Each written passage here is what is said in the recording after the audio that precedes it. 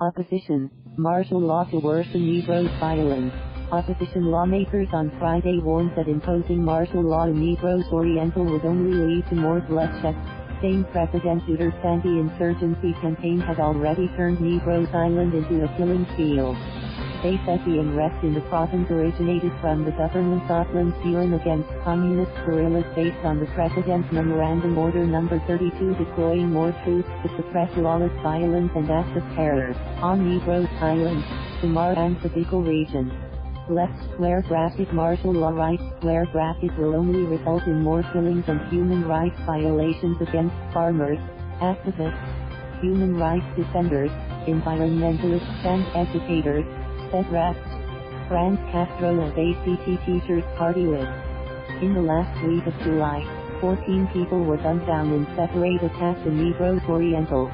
The victims included a lawyer, a city councilor, a former town mayor, a village chief and a 1-year-old boy. The killings followed the July 18th attacks against 4 police intelligence officers by New People's Army guerrillas in Negros Oriental, Siaman town.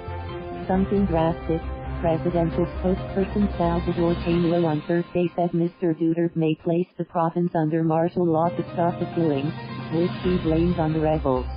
The president himself later said he would do something drastic that might not sit well with everybody to stop the unabated, unbridled, unstoppable killings in Negros.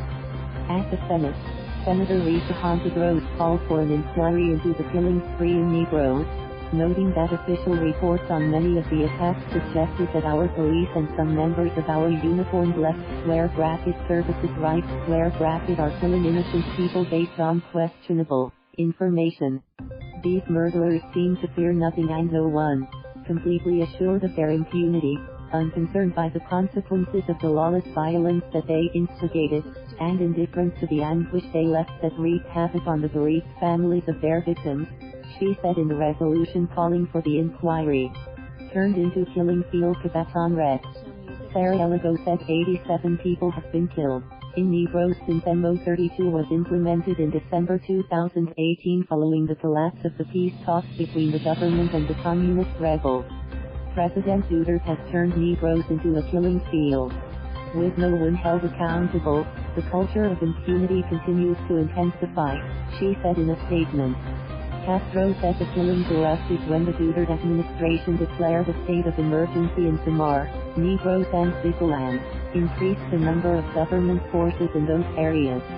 Piñera's rebuked the state forces of the Duterte administration has been targeting helpless civilians, mostly peasants, lawyers, human rights defenders, environmentalists and even educators.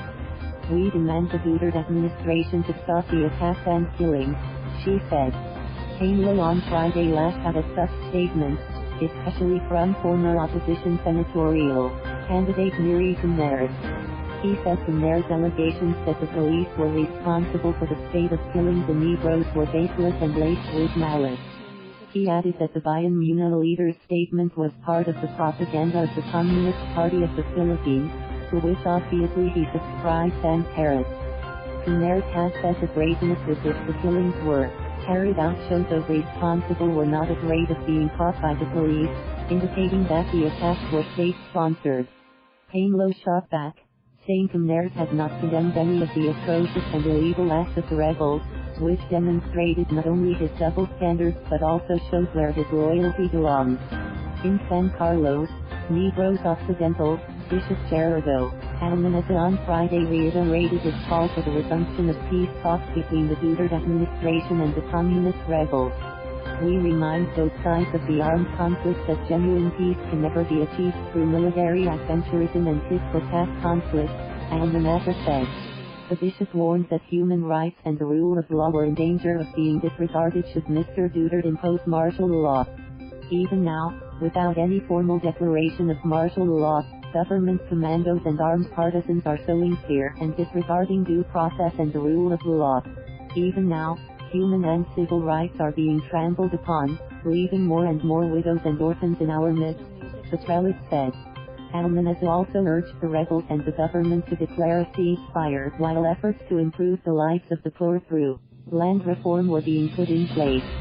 As the Negros church bells continue to ring every left square bracket night right square bracket, we call on the government and the National Democratic Front of the Philippines to listen to the collective cry of the people, and violence. Stop the killings and talk peace now, he said. Thank you for watching. Please subscribe.